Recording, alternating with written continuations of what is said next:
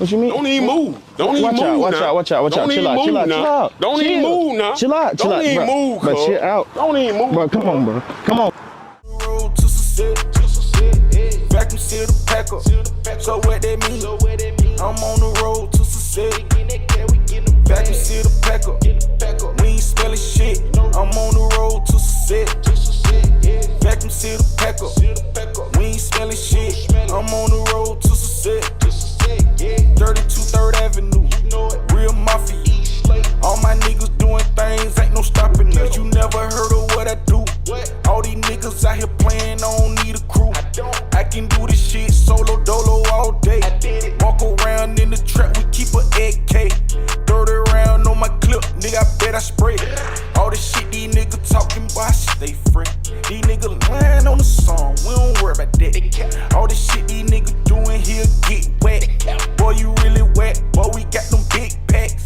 Feeling like trouble in future, but we got them rats. Hey, vacuum seal the pack up. We ain't smelling shit. I'm on the road to success.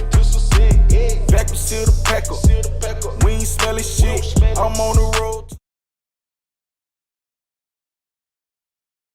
Welcome back to Who on a Life Sentence. Thank you guys for tapping in. Please hit the like, subscribe. Share the video, leave a comment. I read them all. Most of the time, I'm gonna respond. If I ignore your comment, that means I ain't like your comment. Anyway, so we up late night, man. This is probably about like 2:20 in the morning.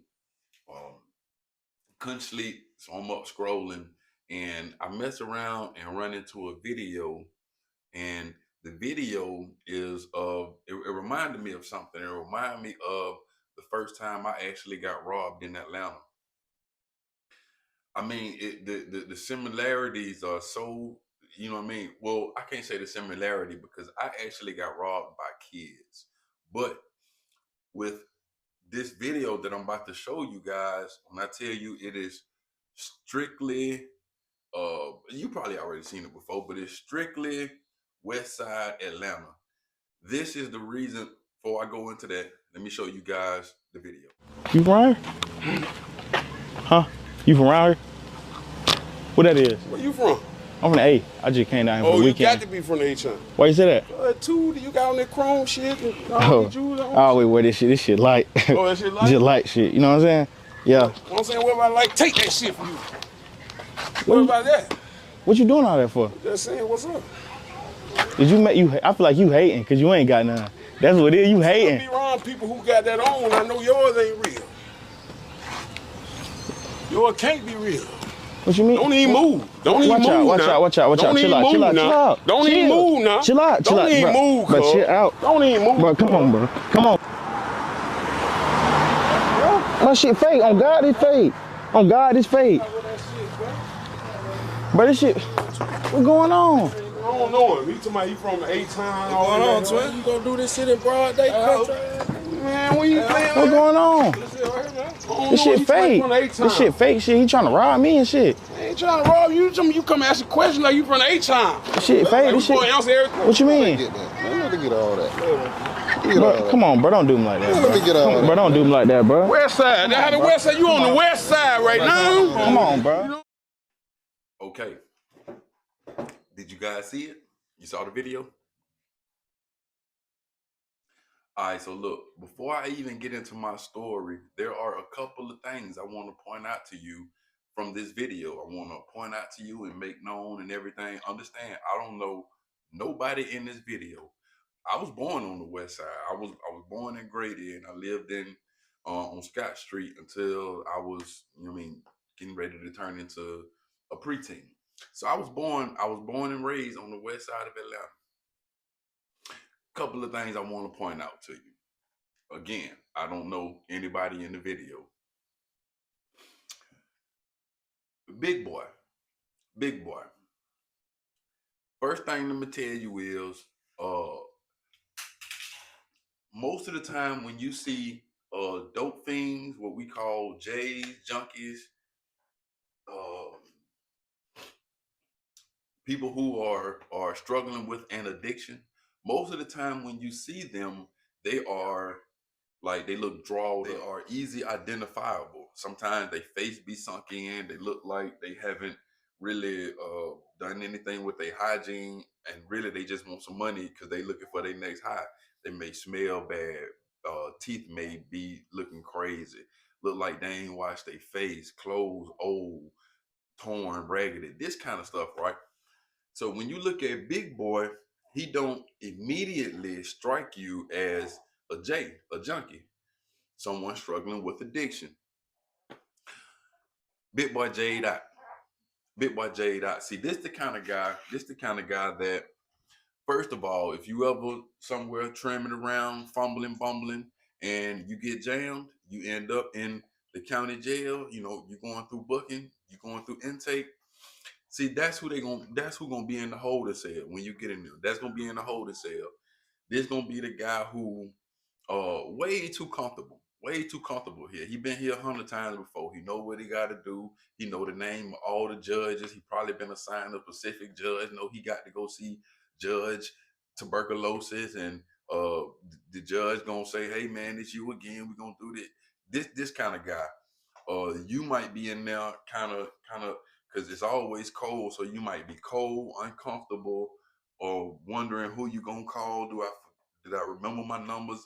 Like any old everything, everything go through your mind. How long am I gonna be here? How heavy is this charge? All these kind of things. He gonna be in the cell with you, wondering about your sandwich that you just sat on the side of the bench and you ain't really paid no attention to. He already over there sitting down. He done sat on it. He done flipped his sandwich out on his lap. He squeezing the little one packet of mayonnaise and one packet of mustard on there. He done slapped it on, no matter what it is. Salami meat, bologna, it don't matter. He done slapped it on. He done start eating the little one piece of cheese, the 2 cookies they get, whatever. And he looking at your sack, wondering why you ain't ate yet. Bro, you want your sack? See, that's who this guy is. He don't look like it, but Big Boy is a junkie. He jayed out. This is the guy, okay, if you notice, the other guys eventually come out. This is what they call a symbiotic relationship. They need each other, right? This is dealer. These are dealers and users. They need each other. So the older guys, I mean the seasoned guys, know not to disrespect Big Boy. When I say don't disrespect them, not in a just meaning Big Boy is valuable. You don't run. He's the money. He brings you the money. So you don't run him off.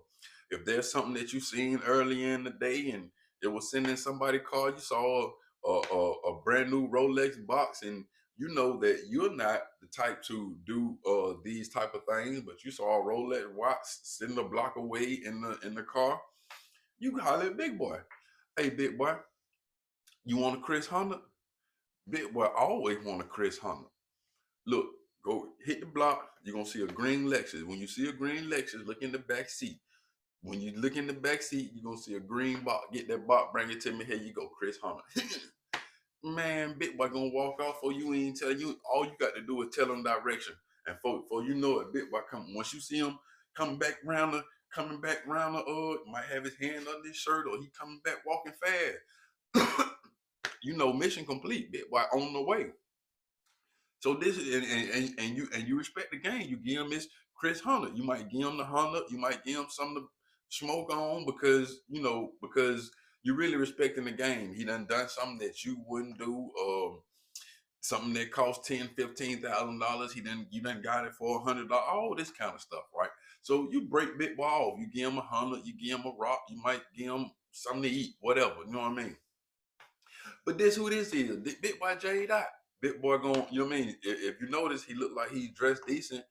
Most of the time, the community be done gave him them clothes. You see what I'm saying?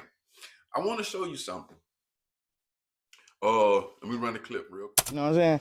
Yeah. You know what I'm saying? What I like, take that shit from you. Where Big Boy decided to rob Youngin. When just watch real close. When they had their first interaction and they talking, and then Big Boy made his move and act like he was gonna jerk it off his neck. That's when when Big Boy acted like he was gonna take the chain off his neck, Just like shit, you know what I'm saying? Yeah. What I'm saying, what about like take that shit from you? What about that? and that young boy didn't respond in the correct manner, it was right then, Big Boy decided, I'm going all the way. See, when Big Boy reached to take the chain and Youngin didn't do nothing, Youngin then stepped back. He supposed to step back and act like he was gonna hit him. He supposed to step back and pop him in the eye. He supposed to step back and read like, bro, what you doing? When Youngin did nothing and just kind of, hey, bro, what you doing all that for? Big Boy know right then he's not a fighter. He's not gonna protect himself. He out here. He out here. He's a, what's that game we used to play? Shaws and the Minnows. This is a minnow. This is a minnow out here dealing with a shaw. You see what I'm saying? So when he flexed for the chain, that was like a 10%. That was a 10% try. That was a because and this is see they on the street. Big Boy done been to prison before, but in prison, this kind of thing right here is the very thing that gets you targeted. Someone they just throw the try out there. They just throw it. It's just something small, and if you don't go nuts, if you don't go crazy over the try, then you in trouble. You weak. So soon as Big Boy act like he supposed to grab that chain, Youngin supposed to turn up. Nigga, what the fuck? Why don't do that? Why don't reach for my chain? He supposed to start barking like a chihuahua. You know what I'm saying? And then when them other guys came out, he'd still been barking like, yeah, you reach for my chain.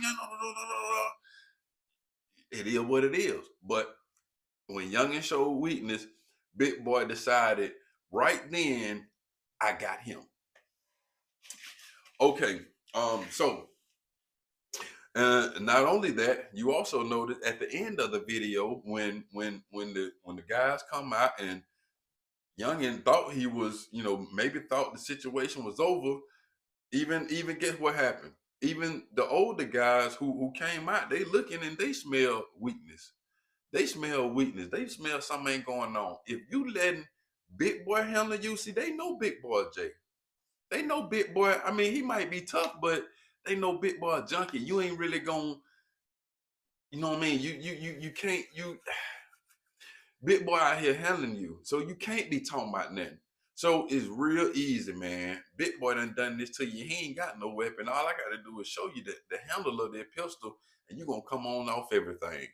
When the wolves smell him, you see what Big Boy do? He jump right back on him like a hyena too. You know what I'm saying? But yeah, man, this is actually what I was about to say is, see, I'm from the East Side. I was born and raised on the West Side, was where they at, and I absolutely hated it because it seems as if everyone had this mentality. Everyone was like takers. They were, and then me, I kind of stood out. I was light skinned. I had green eyes. So I was like damn near the symbol for weakness. If you saw a little white dude or a mixed boy, they gonna look weaker than the little ashy ass black dude who always getting in trouble. You got to call his mama every day. You know what I'm saying? The little light skinned dude kind of well behaved, kind of well mannered. The little black ass boy with the rundown tennis shoes, he's a problem. So when my family moved to the East Side, it was perfect for me. It was like more of my character, more of my speed. There's still problems on the East Side, but you can navigate them. On the West Side, you can't navigate a problem. All you got to do is be there. The problem's on the way. On the East Side, you can navigate a problem. You can look over there, see, oh, you know what? I ain't going that way. And you can go this way. And for the most part, you can choose your path. You can do okay. So the East Side was better for me. I used to like to think of the East Side as like the player type, the you know what I mean? On the East Side, we were more about dressing, more about money, getting girls. On the West Side, they were more rugged, selling dope, stealing, and shooting. You see what I'm saying? Now, all this is just coming out of my head, the way that I see it. But I didn't talk about that whole video for 10 minutes, man. So I get into my story. But again, like I said, it strikes me as it's so West Side that it's scary. So me and um my cousin on my mother's side, so my mama's sister's son, I had to go and chill with them for a day, and for some reason my mom was gonna come and get me later on that night. This was either like the first or the second time we had done this, so I was familiar with the area. I got three cousins: Maurice, Red, and Fred. Maurice is like a year or two older than me. Red is they Red and Fred is his older brothers. So they my older cousins. When I get over to the house, Red and Fred not there. They at work. Or at least how I remember. I know Red was at work for real. Maybe Fred was there, but Red wasn't there. And like Red, big cuz, you know what I mean? Like, any problem we had, big cuz could handle it. So they were already kind of familiar with the neighborhood, but I wasn't. This was a new neighborhood they moved into. When I get over there, my aunt tell me, and I think she just told my cousin, but I ain't had nothing to do, so I wanted to walk too. She tell my cousin, go around the street to the candy lady. Now, I don't know if you from other places might got the candy lady, but if you from Atlanta, especially the west side of Atlanta, then there's a candy lady in every hood. You know what I mean? You just got to find the house. You can get all your stuff, your little bitty bag of chips, your little quarter pops, your little freeze ice pops and pickles, and grown-ups go because they buy loose cigarettes. You might buy a cigar, all this stuff right at the candy lady. So she had gave Maurice a couple of dollars, told him we going to the candy lady, told him to buy me what I wanted. Now I gotta be probably about 10 years old around this time. So we walk up to the candy lady. When we walk up to the candy lady, it's only maybe 2 blocks, 2.5 blocks. We got to walk up the street, hit this little cut, go through the cut. We'll be on another street, and then we'll be there. We getting ready to hit the cut. The cut is in between two houses. When I look at the house, when I'm looking at the house, there's a window open on the top floor, and there's a kid at the window. He just sitting there. He's just sitting there, got his arm crossed on the windowsill, looking at me. I'm about 10, 11, 12 years old, so to me, he looks like a kid. He looks like a kid. I remember what I had was my watch that my dad gave me, and I like the watch. It was a real nice watch. Plus, probably to this day, it's probably the only thing my dad had ever given me, right? I'm talking about till this day, this day 2024. Regular watch, probably some kind of gold plated face with the leather strap, some kind of just regular old watch, maybe Boss, maybe Citizen, whatever. I don't think nothing about the little kid hanging in the window because he don't say nothing. He just looking at us. We looking at him. We hit the cut. We go through the cut. We go to the candy lady. Cub buy me what I want. He get everything we supposed to get. We coming back. As we coming back through the cut, as soon as we come through the cut, we done come through the cut. We done coming down the driveway. We done hit the street, and we about to go back up towards the way we came to the house. Soon as we hit the street, soon as we hit the street, we hear some commotion in the back of us. When I turn around to look to see what's going on, what the commotion is, I see the same house that the little kid was in the window. The front door is open and kids are pouring out. I'm talking about kids. You see boys, girls. They look like everybody walking. They look like they anywhere from 6 years old to 16. So soon as I see all these, because they coming in our direction, my heart starts beating fast. I'm getting nervous, right? So my cousin, I know I'm with my cousin. I'm getting ready to, first thing my mind say is, well, we gotta run. But it's 2 blocks. It's 2 blocks. And I mean, it's It's 2 blocks. It ain't nothing to a kid, but it's 2 blocks. You know what I'm saying? So I'm getting ready to tell my cousin, bro, we got to go on and book for it. When I'm looking at the kids, when I turn back around to tell my cousin, he already half a block down the road. He done throw whatever he had in his hand. He half a block down the road and he's screaming. I'm talking about, when I turn around and see him, it really messed me up because he left me. I didn't know he was finna run. He's screaming and I'm looking, and I mean, like I said, he only half a block. We can't even see the house, our house yet. And he's screaming, "Mama!" He running. He's screaming, "Mama!" I'm like, now I get even more scared because I'm done, right? I'm done. I turn back around, everybody coming straight towards me. It was like an older kid. He had to be anywhere from 14, 15, 16. He come out the house on a bicycle, regular old bicycle. I'm talking about, fly past me. He come down the driveway. I'm slick, kind of nervous because he coming my way.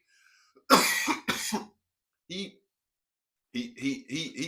fly straight past me, like hit the curb, make the bicycle jump, hit the street. He flying, he flying on the bicycle. You know how when you be pedaling real hard on the bicycle, the bike be going from side to side. He on the bicycle. He fly past me. He chasing my cub gone, still screaming, "Mama!" Dude fly past me on the bicycle. I'm like, damn.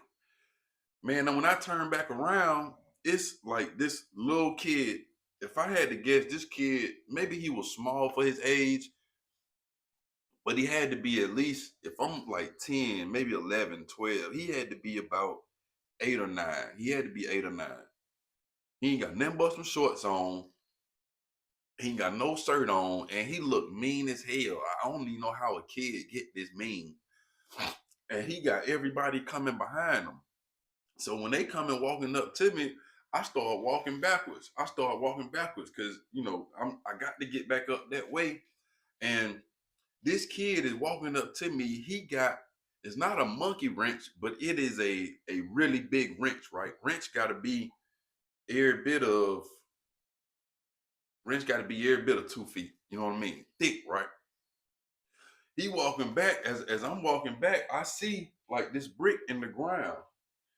So as I'm walking back, I reach down and I pick up the brick and I hold it behind my back. The little kid walk up to me with a mean face. That nigga say, "Put that brick down."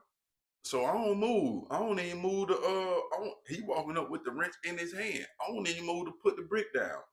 Of course, he saw me pick it up. When I didn't move, he flinched at me with the wrench. He said, "Put that motherfucking brick down." This a little kid. He got to be 8 or 9 years old. He said, "Put that motherfucking brick down." And did like that, I dropped the brick. Boom. He said, "Well, how much money you got?" I said, "Bro, I ain't got no money. My cousin just bought me something." "What he bought you?" Dude took my little chips. He took what I had. He's like, "All right, gone." I get to walking. I get to like backpedaling back up the street. They done took everything I little got. They went in my pockets or whatever. I'm getting ready to get the backpedaling up the street. I don't know if the dude caught my cousin or not, but he coming back down the street on the bike. When I'm getting ready to go, he pull up behind me on the bike. I'm thinking it's over. He like, "Give me that watch." The dude on the bike. Soon as he said, I'm like, now I'm gonna get beat because he finna take my watch.